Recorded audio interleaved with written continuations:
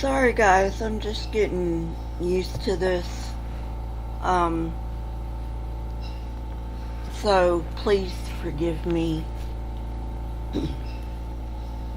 Let's go back to 6 verse 1. When human beings began to increase in number on the earth, and daughters were born to them, the sons of God saw that the daughters of humans were beautiful, and they married any of them they chose. Then the Lord said, My spirit will not contend with humans forever, for they are mortal. Their days will be 120 years. This is the Nephilim, and it actually says that in the next verse. They're half human, half angel, I guess. By the way, if a Christian tells you or asks you to give them an example of a species that's half something else, tell them the Nephilim. Give them the example of the Nephilim, because the Nephilim is half human, half angel. There you go. So, anyway. The Lord saw how great the wickedness of the human race had become on earth. The Lord regretted that he had made human beings on the earth, and his heart was deeply troubled.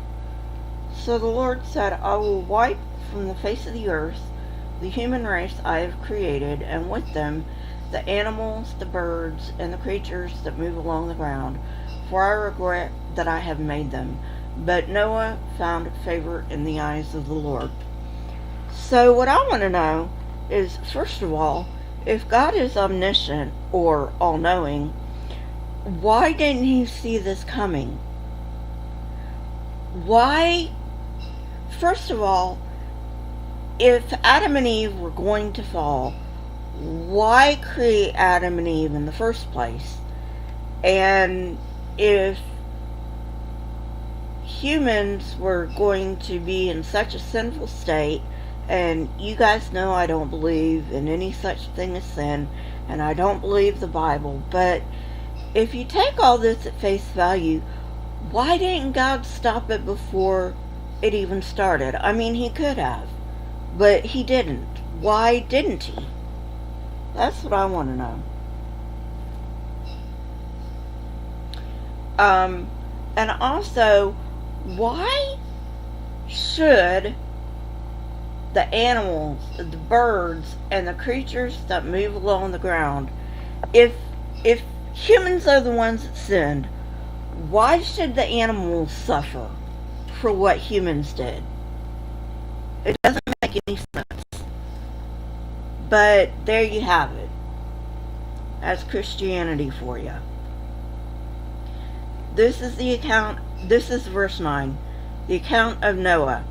Noah was a righteous man, blameless among the people of his time, and he walked faithfully with God. Noah had 3 sons, Shem, Ham, and Japheth. Now the earth was corrupt in God's sight. So God said to Noah, I'm skipping over some stuff, I'm going to put an end to all people, for the earth is filled with violence because of them. I am surely going to destroy them and the earth.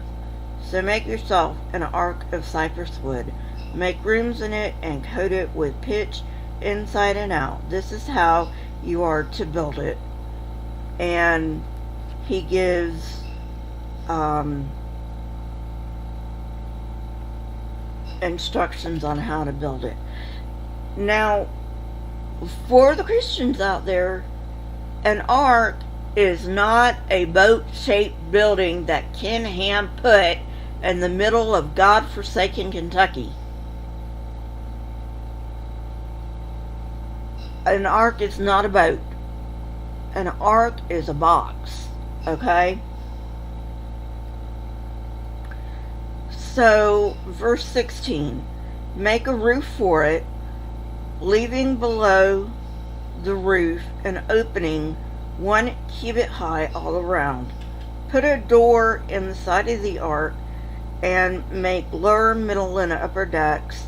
I am going to bring floodwaters on the earth to destroy all life under the heavens. Every creature that has the breath of life in it, everything on earth will perish. But I will establish my covenant with you, and you will enter the ark. Okay, so first of all, the biggest wooden boat in history couldn't even make a transatlantic voyage. And I can't remember, not sure what that boat was, but it was fairly recent in human history. And at this time, the premier boat builders were the Phoenicians. And the Phoenicians could only go out a few feet from the shore because the boats leaked. Does that sound like you could build this big old box out of wood that's longer than the longest wooden boat? I don't think so. Chapter 7, verse 1. Then the Lord said to Noah, go into the ark, you and your whole family, because I have found you righteous in this generation.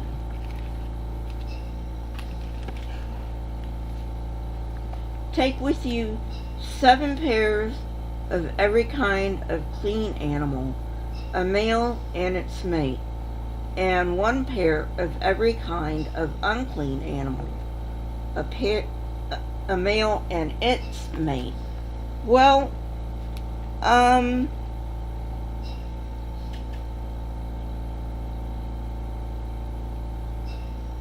if I remember correctly, I'm trying to go down here.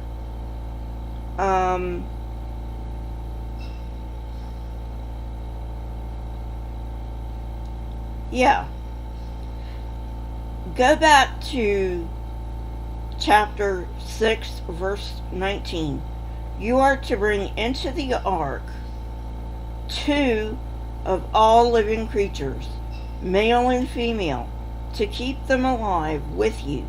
2 of every kind of bird, of every kind of animal, and of every kind of creature that moves along the ground will come to you to be kept alive.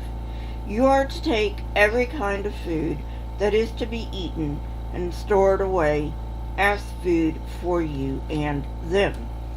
So, chapter 6 says, hey, take 2 of every kind. But chapter 7, verse 2 says, take with you 7 pairs of every kind of clean animal, a male and its mate, and 1 pair of every kind of unclean animal, a male and its mate, and also 7 pairs of every kind of bird, male and female, to keep their various kinds alive throughout the earth. Okay, which is it? Is it 2 of every kind, or 2 of every kind of unclean animal, and 7 pairs of every clean animal? It doesn't make sense.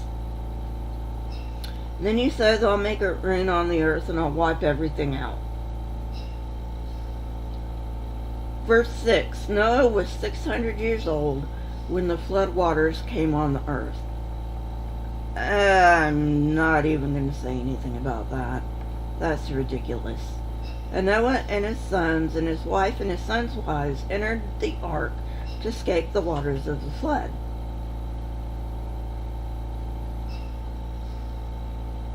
Verse 11, in the 600th year of Noah's life, on the 17th day of the second month, blah, blah, blah. Verse 13, on that very day, Noah and his sons, Shem, Ham, and Japheth, together with his wife and the wives of his 3 sons, entered the ark.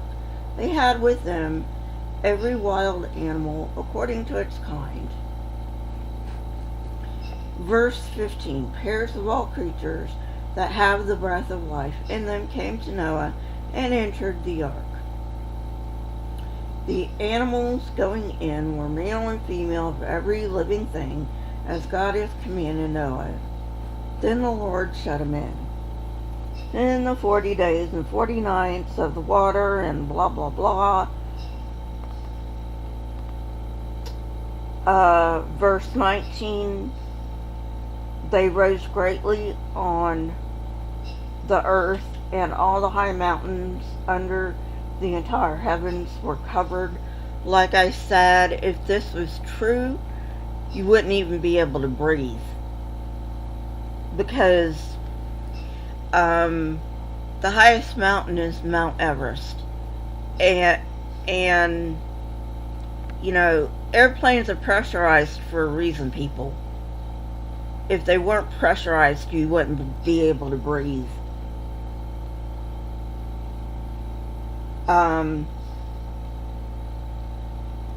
So verse 23, every living thing on the face of the earth was wiped out, people and animals and the creatures that move along the ground, and the birds were wiped out from the earth. Only Noah was left, and those who were with him in the ark. The waters flooded the earth for 150 days. Okay, so another thing you need to know, if this really happened, we'd still be underwater because there would be no place for the water to go. Chapter 8. But God remembered Noah and all the wild animals and the livestock that were with him in the ark, and he sent a wind over the earth, and the waters receded. Now the springs of the deep and the floodgates of the heavens had been closed, and the rain had stopped falling from the sky. The water receded steadily from the earth. Like I said, impossible. If there was that much water, we'd still be underwater. Verse 5, the waters continued to recede. Like I said, ridiculous. Verse 6, after 40 days, Noah opened a window he had made in the ark and sent out a raven, and it kept flying back and forth until the water had dried up from the earth. Then he sent out a dove to see if the water had receded from the surface of the ground.